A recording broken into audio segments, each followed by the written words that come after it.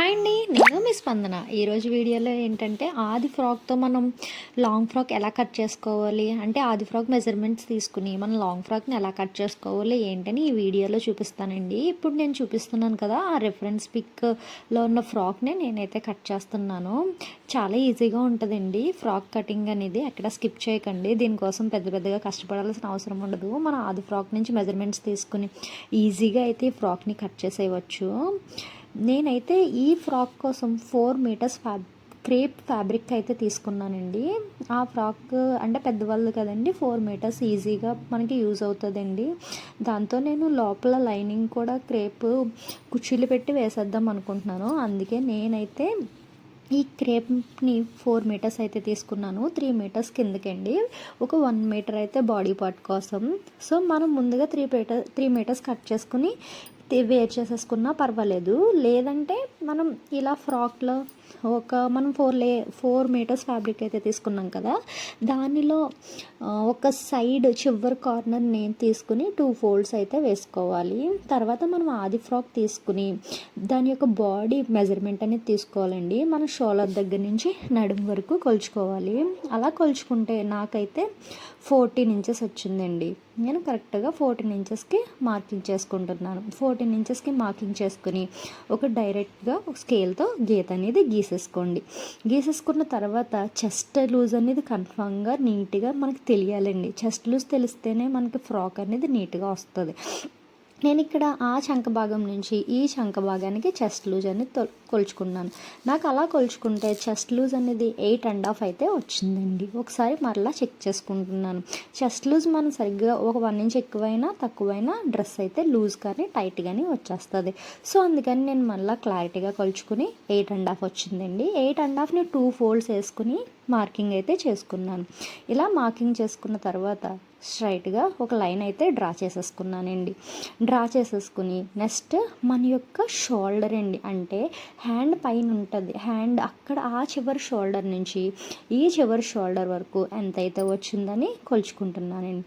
నాకు ఇలా కొలుచుకుంటున్నప్పుడు షోల్డర్ అనేది 13 ఇంచెస్ అయితే వచ్చిందండి. అంటే ఖర్చులతో సహా కొలుచుకోవాలండి.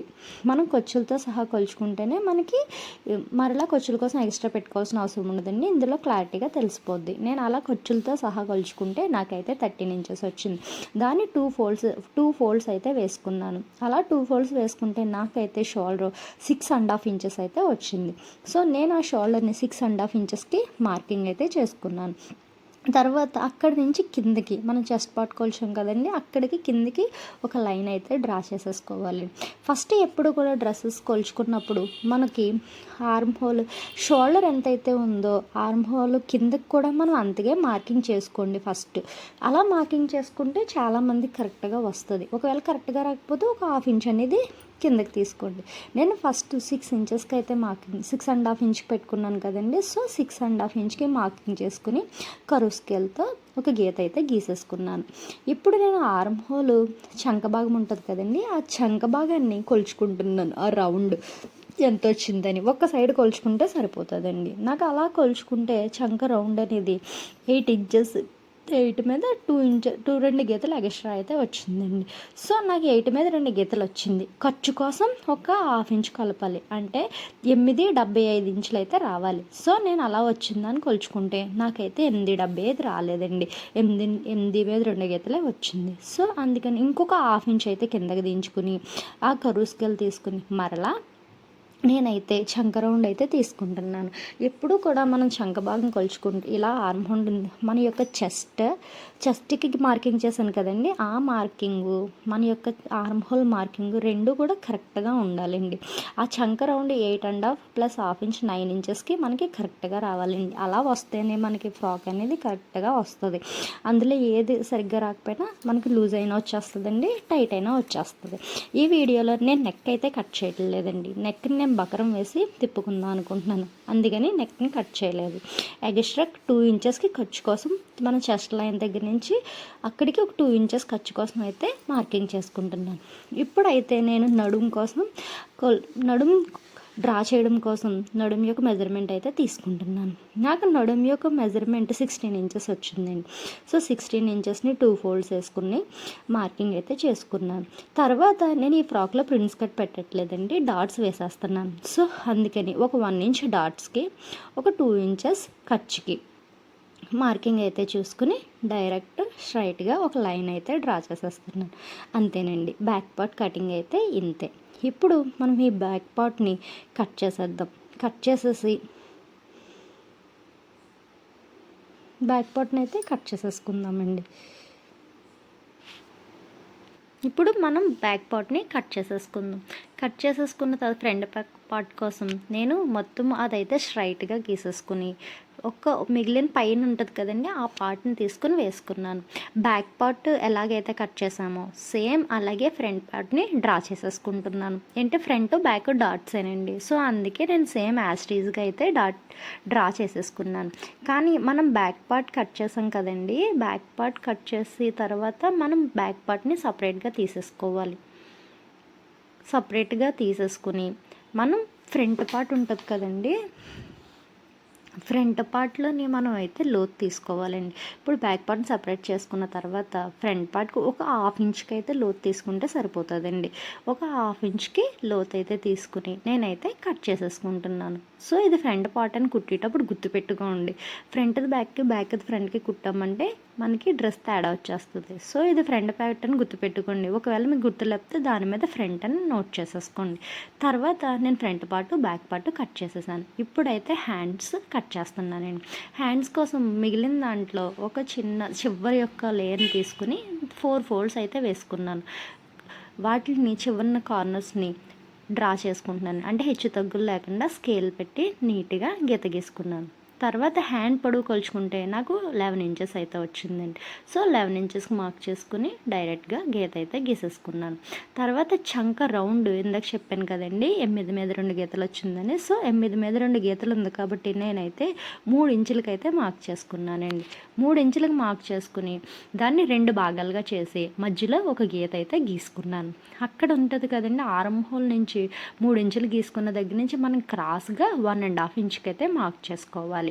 తర్వాత పైన మనం ఎప్పుడు కూడా ఎవరికైనా 1 ఇంచ్ అయితే సరిపోతుందండి. సో మనం ఆ పైన ఒక 1 ఇంచ్కి మార్కింగ్ చేసుకుంటే సరిపోతుంది. తర్వాత మనం ఇది 8.5 ఇంచ్ వచ్చిందండి. ఖర్చు అయితే 2 ఇంచులు కదా. సో 8 నుంచి 8.5 2 ఇంచెస్ అలా చూసుకుని మనకి మొత్తం వచ్చిందా లేదని చూసుకోవాలి. ఒకవేళ ఎక్స్ట్రా ఏమైనా పడితే మన ఖర్చులు అనేవి అతుక్కోవాలండి. సో ఇలా ఖర్చులు కట్ చేసుకున్న తర్వాత మనం 4 ఫోల్డ్స్ వేసాం కదండి, అది ఓపెన్ చేసుకుని 2 ఫోల్డ్స్కి ఒక 1/2 ఇంచ్ అయితే మార్కింగ్ చేసుకుని లోతు తీసుకోవాలండి. ఒక 1/2 ఇంచు లోతు అయితే సరిపోతుంది.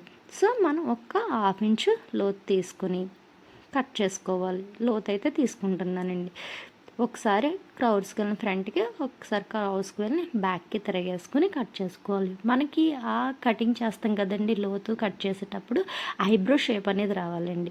మనకి హ్యాండ్ కటింగ్ అనేది ఐబ్రో షేప్ వస్తే హ్యాండ్ కటింగ్లో ఎక్కడ ముడతలు లేకుండా చంక దగ్గర నీట్గా వస్తుంది. సో నాకు ఐబ్రో షేప్ వచ్చే విధంగా కట్ చేసుకున్నాను. ఇది ఫ్రంట్ పార్ట్ అని తెలియడం కోసం నేనైతే చిన్న టక్ పెట్టుకున్నానండి. ఆ కింద హ్యాండ్ లూజ్ కూడా మనం ఎంత ఉంటే అంత చూసుకుని కట్ చేసుకోవాలి. నేనైతే ఇక్కడ వీడియోలో స్కిప్ అయిపోయింది, చూపించలేదు. మీరైతే హ్యాండ్ లూజ్ కూడా ఎంత ఉంటుందో అంత కట్ చేసుకోండి. నేను హ్యాండ్ కట్ చేయగా మిగిలిన పీస్ ఉంది కదండి, నేను మొత్తం స్ట్రైట్గా అయితే కట్ చేసేసుకుంటున్నాను. ఇంకా మిగిలిన ఫ్యాబ్రిక్ ఉంటుంది కదా, ఈ ఫ్యాబ్రిక్ని నేనైతే 4 ఫోల్డ్స్ అయితే వేసుకుంటున్నాను. మీకు ఇష్టమండి ఎన్ని ఫోల్డ్స్ అయినా వేసుకోవచ్చు. నేనైతే 4 ఫోల్డ్స్ అయితే వేసుకుంటున్నాను నీట్గా. ఇలా నీట్గా మనం 4 ఫోల్డ్స్ అయితే వేసుకుని నీట్గా వేసుకుందాం. ఇలా వేసుకున్న తర్వాత మనకి ఎక్కడైనా క్రాస్గా కట్ ఉన్నాయి అనుకోండి, స్ట్రైట్గా కట్ చేసుకోవాలి. ఎందుకంటే నేను లైనింగ్ని కూడా కుర్చీలు వేసేద్దాం అనుకుంటున్నాను. అందుకని నేనైతే స్ట్రైట్గా తీసుకుంటున్నాను. సో ఇప్పుడు నేను ఆది గౌన్ నుంచి కింద యొక్క బాటమ్ పార్ట్ పొడవు కొలుచుకుంటున్నానండి. నాకైతే బాటమ్ పార్ట్ పొడవు 39 ఇంచెస్ అయితే వచ్చిందండి. సో నేను 39 ఇంచెస్ వచ్చింది కదా, మనము లైనింగ్ ఎప్పుడు కూడా ఒక 2-3 ఇంచెస్ అయితే తగ్గించి పెట్టుకోవాలి లైనింగ్ కట్ చేసేటప్పుడు. లేదంటే మీరు కింద పినిట్ అంటే మడత పెట్టి వేసుకున్నా పర్వాలేదు, నేనైతే మడత పెట్టట్లేదండి. సో 39 ఇంచెస్కి ఒక 2 ఇంచెస్ తగ్గించి కట్ చేసేసుకుంటున్నాను. ఇప్పుడు ఇలా ఒకవేళ మనం అంబ్రెల్లా కట్ కావాలంటే ఈ షేప్ని సమోసా షేప్లో వేసుకొని కట్ చేసేసుకోవచ్చు.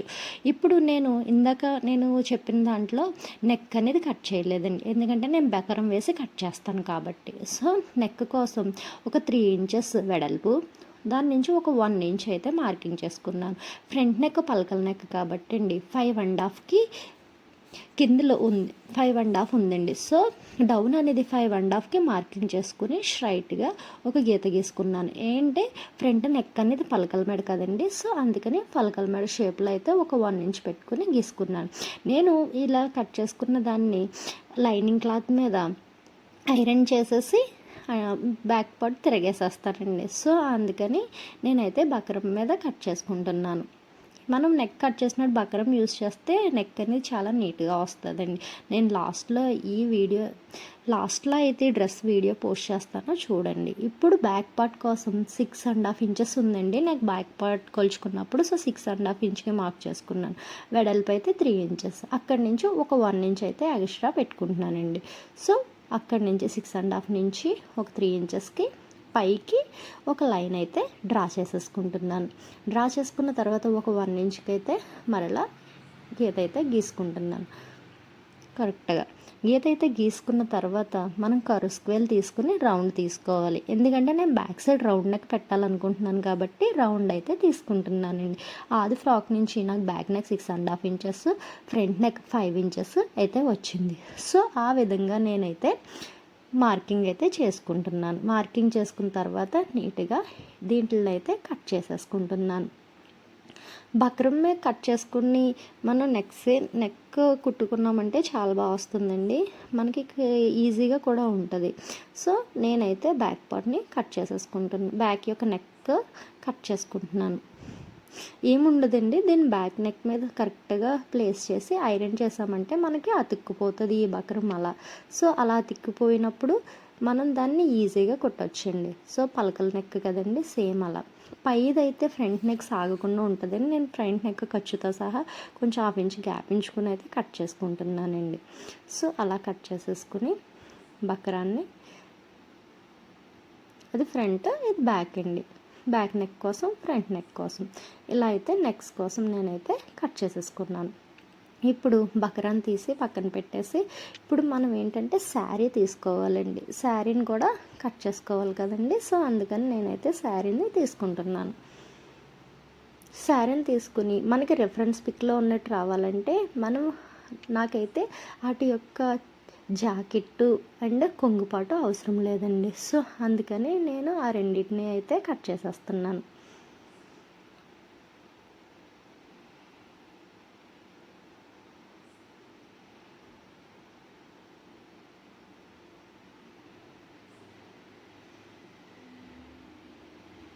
తర్వాత కొంగుపాటు అండి, ఈ కొంగుపాటును కూడా నేనైతే కట్ చేసేసుకుంటున్నాను.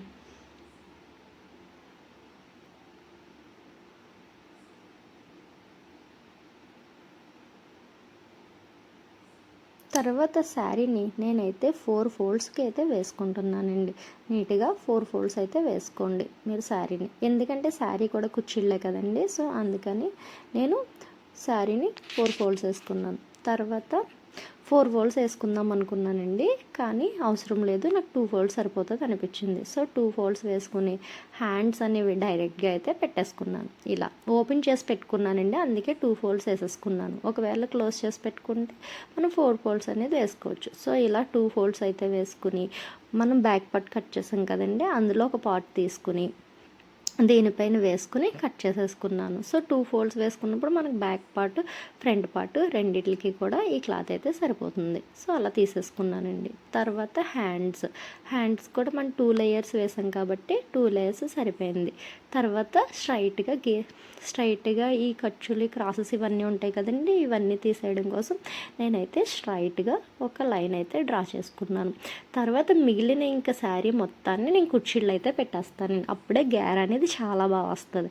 సో అందుకని నేను మొత్తం టోటల్ శారీని కుచ్చుళ్ళ పెట్టు కోసం మొత్తం అయితే 4 ఫోల్డ్స్ అయితే వేసుకున్నానండి నీట్గా. ఇప్పుడు నేను ఇందాక ఆది ఫ్రాక్ నుంచి కొలుచుకున్నప్పుడు అండి నాకు బాటమ్ అనేది 39 ఇంచెస్ వచ్చిందండి. సో 39 ఇంచెస్కి నేనైతే మార్కింగ్ చేసుకుంటున్నానండి. ఇందాక లైనింగ్ కట్ చేస్తున్నాం కాబట్టి 2 ఇంచెస్ అయితే వదిలి కట్ చేయమన్నానండి. ఇప్పుడు మనం ఫ్రంట్ కట్ చేస్తున్నాను 39 ఇంచెస్కి కరెక్ట్గా అయితే కట్ చేసేసుకోవాలి. సో 39 ఇంచెస్కి కట్ చేసేసుకున్నాను. ఇలా కట్ చేసేసుకుని నేనైతే వీటిని 1 ఇంచ్ గ్యాప్తో కుర్చీళ్ళు అయితే వేస్తానండి. 1 ఇంచ్ గ్యాప్తో కుర్చీళ్ళు 1 ఇంచ్గా కుర్చీలు వేసుకుంటే చిన్న కుర్చీలు వస్తాయండి, నీట్గా వస్తుంది. సో అంతేనండి, నేను లోపల లైనింగ్ కూడా కుర్చీళ్ళే వేసేస్తానండి. సో అందుకే నేను ఇంకా డైరెక్ట్ పెట్టేసుకున్నాను. అంతేనండి, ఫ్రాక్ కటింగ్ అనేది చాలా ఈజీ అండి. ఈ వీడియో నచ్చితే లైక్ చేయండి, షేర్ చేయండి, కామెంట్ చేయండి. నేనైతే ఇంకా క్లారిటీగా ఎక్స్ప్లెయిన్ చేయట్లేదు అనుకుంటున్నాను. ఇప్పుడిప్పుడే నేర్చుకుంటున్నాను, ఇప్పుడిప్పుడే వీడియోస్ చేయడం నేర్చుకుంటున్నాను. సో ఏదైనా మిస్టేక్స్ ఉంటే క్షమించండి. Thank you so much.